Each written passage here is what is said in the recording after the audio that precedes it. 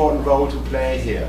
We are the largest environmental organization in the world. We have the benefit of membership of not only 1,200 NGOs, but also 85 or so states, and should be able to provide a platform where we are more forthcoming with our transition strategy. And a key part of this transition strategy is to understand that we need to reject the old development project and be very clear about the alternative. The green strategy or the sustainable development strategy, if it's meaningful, cannot allow any compromises, certainly not with respect to this naval base. Those of you who have had the opportunity to see the degree of destruction it does to the very sensitive local ecosystems, marine ecosystems there, and equally importantly the destruction of a community. That's what you get typically.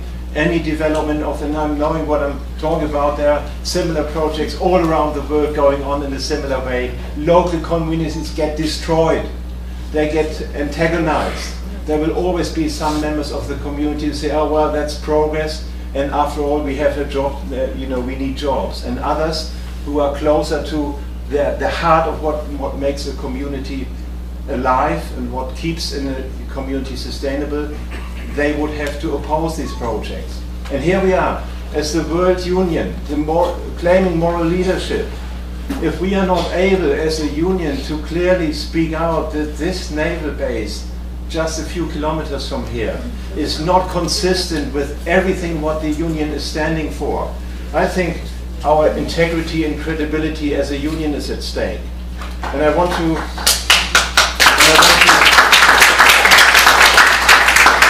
alert you, just as a sort of little piece of evidence where matters stand.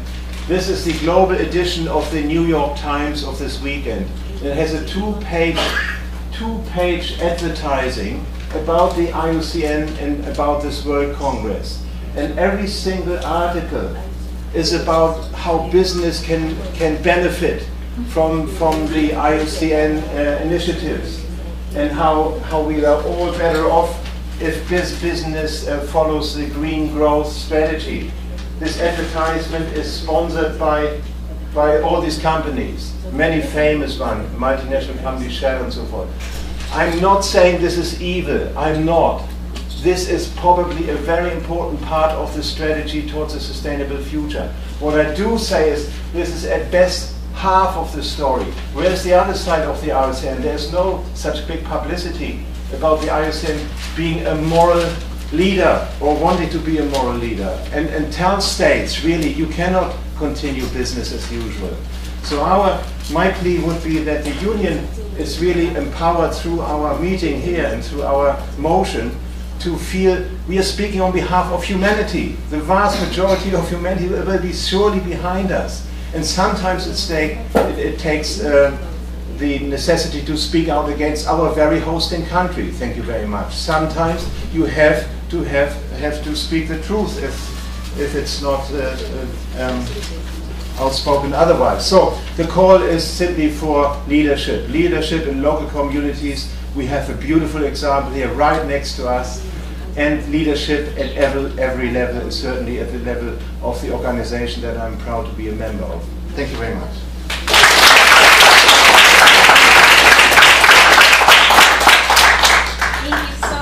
Professor Bosselman. Before we go into a bit more of the meat of the meeting, I think it's important to give you some of the procedural background to how we got to where we are today. The Biosphere Ethics Initiative is a soft law program of the Commission on Environmental Law. So our very aim is to meet with local communities around the world, highlight ethical principles of biodiversity conservation, and find out how to use and implement those principles in action, decision-making, policy-making. It started with the French, thank you very much to the French, with a resolution to create a code of ethics for biodiversity conservation at WCC3, sponsored by the French IUCN Committee.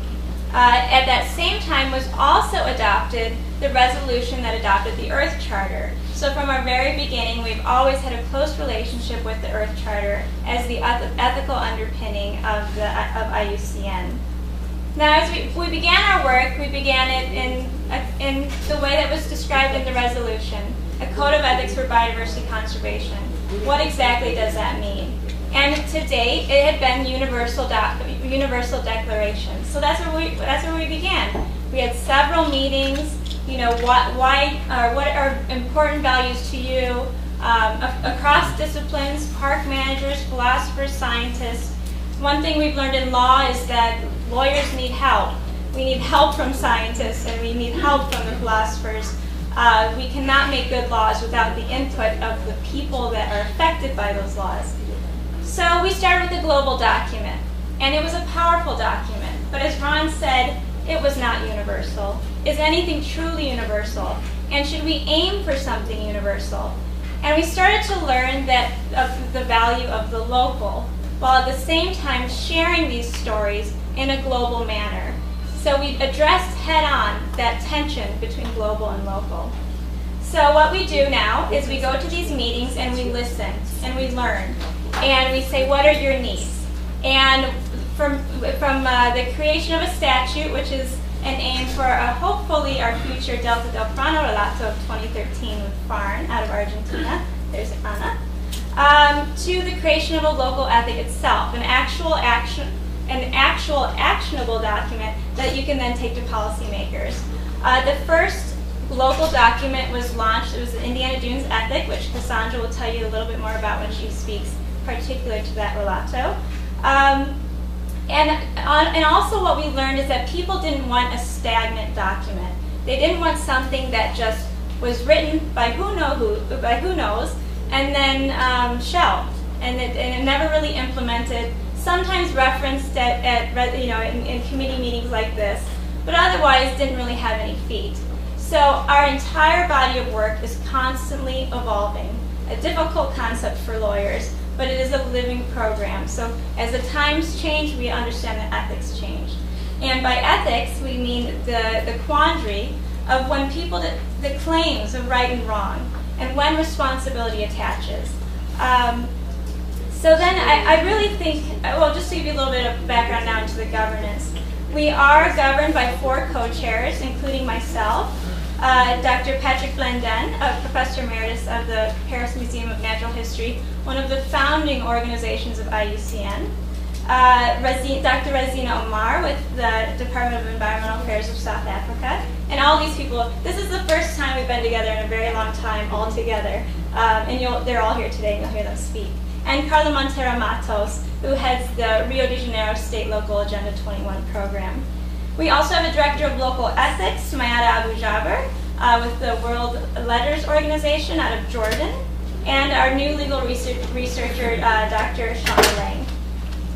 I really think we're at a turning point here in international law policy, away from the abstract and towards the particularity.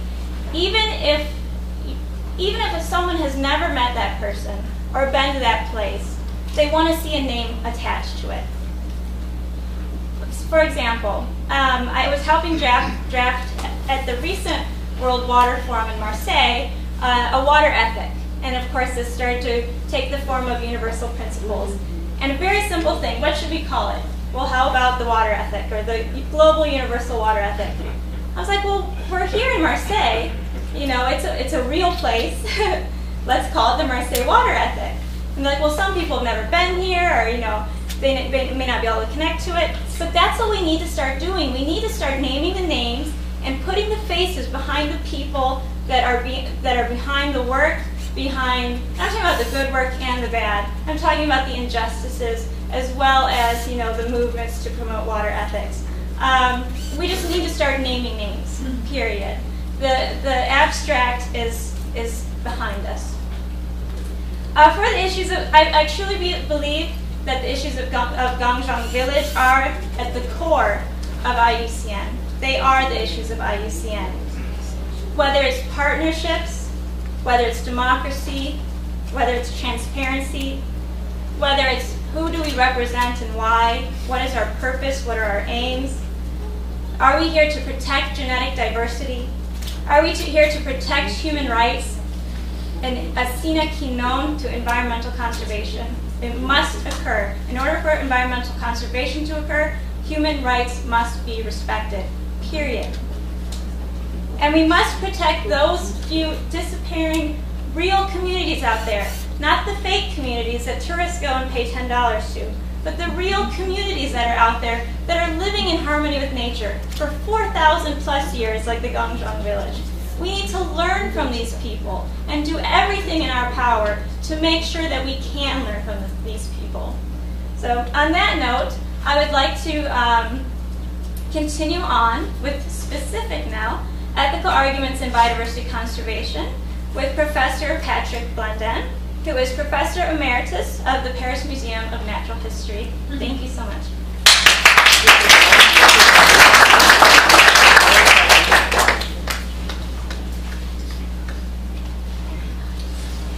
Good morning, bonjour. I hope you will enjoy my French accent. Well, you know, each of us has personal arguments to fight for conservation of nature. From the beginning of the conservation movement, conservationists have developed aesthetic, utilitarian, scientific, moral arguments. But in 1948, the year of creation of the IUCN, the first IUCN General Secretary, Jean-Paul Arroy, said that moral arguments had failed to promote nature conservation, and that anthropocentric, utilitarian arguments were necessary. Well, I am not sure that utilitarian arguments have proved to be successful since that time. And we urgently need to reconsider how and why we value the diversity of life. Today, ecology recognizes that the living world is part of a non-equilibrium world, a world where change is the rule, permanence the exception. Recently, Homo transformator, a better name for Homo sapiens, became a major driver of what we call global change. Clearly, a new paradigm affirms that the physical and living worlds, including man, are reciprocal drivers of Earth's history. This paradigm strongly constrains conservation ethical principles. During billions of years, life's continuity has been possible, but living beings have changed. Therefore, the target of conservation cannot be to fix the biosphere in a supposed good equilibrium. As Frankel and Soule wrote in their seminal book Conservation and Evolution in 1981, the essential requirement for long-term conservation is the maintenance of the evolutionary potential, the capacity to evolve in response to environmental change. In other words, the conservation target is now to preserve the biosphere's evolutionary potential in order to maintain ecological processes despite changes in the composition and organization of ecological systems. There is some evidence supporting the idea that the more diverse living beings are, the highest is the probability that some ones exist which can adapt and maintain ecological processes in a changing environment. Consequently, if we consider that the permanence of the biosphere is important, we can value each living being as a potential contributor to the adaptability of the system of which it is part.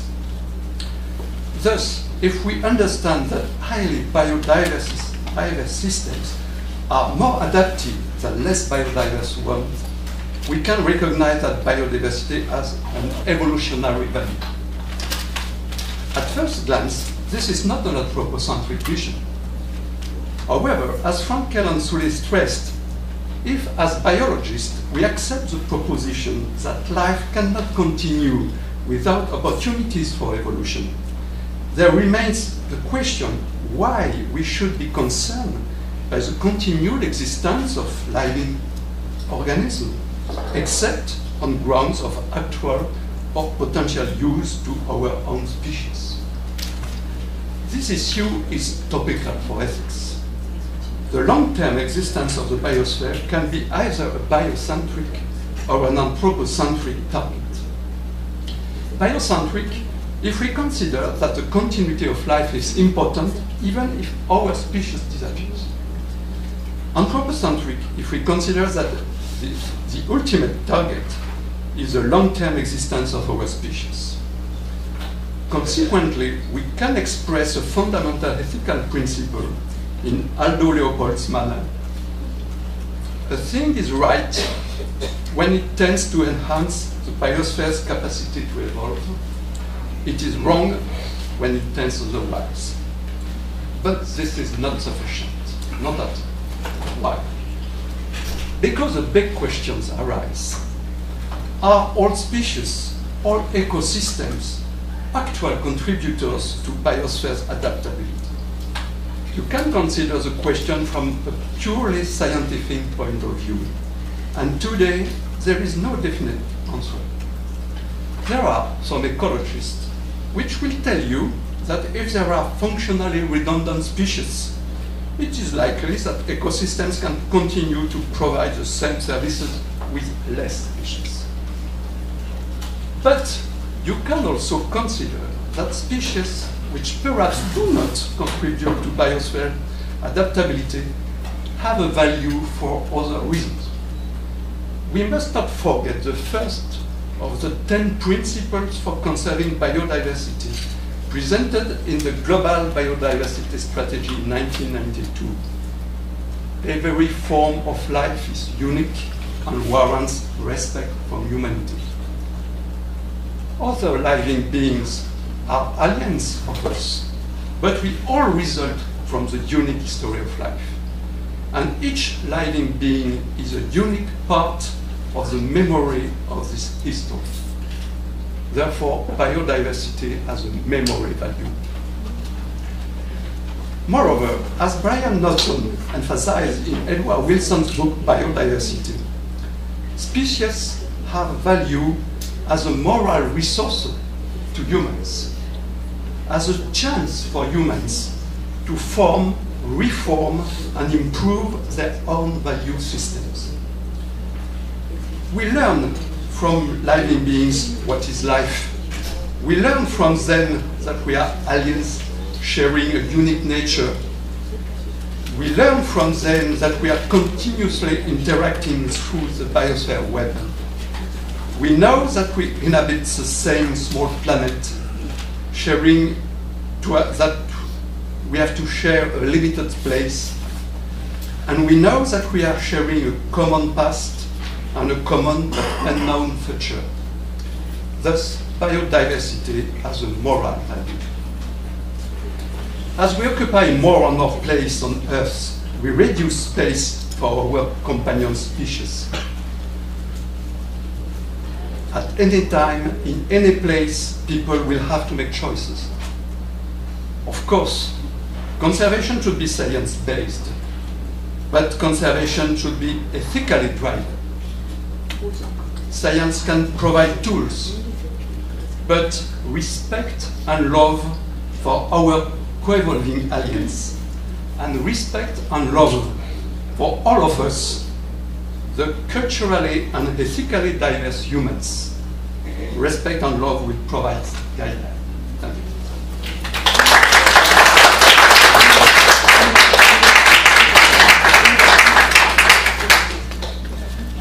Thank you so much, Professor Blendon. Next, I call up Dr. Donald Brown, who is a lawyer, an ethicist, an engineer, and just an amazing person. Thank you. And you can see I'm a good friend of Katie. I am so honored to be with you. I am so honored to be with people struggling for justice in their place in this amazing global economic system that we're all living in. I am truly honored to be here. I specialize most of the time on climate change ethics, global warming ethics. And I want to... Okay. share a couple of lessons I have learned, which I hope will be practically of use to you as you struggle here in this place about the naval base.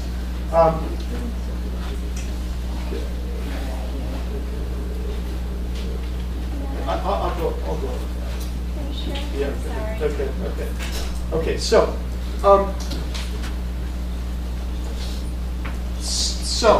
first I want to return to the idea of what ethics is, because it's not a term that a lot of people use a lot. There's great confusion about what ethics is. As Ron and Katie said, ethics is a claim that something is right or wrong, you should do this or you should not do this. Ethics is about making claims, given certain facts, something should be done. Under that understanding of ethics, ethics is everywhere. You can't talk about a public policy problem without someone making an ethical claim. The controversy about the naval base is full of ethical assumptions. What's so amazing is that those ethical assumptions are hidden in the political discourse. They're not visible. You can't debate that. You can't debate questionable ethical assumptions.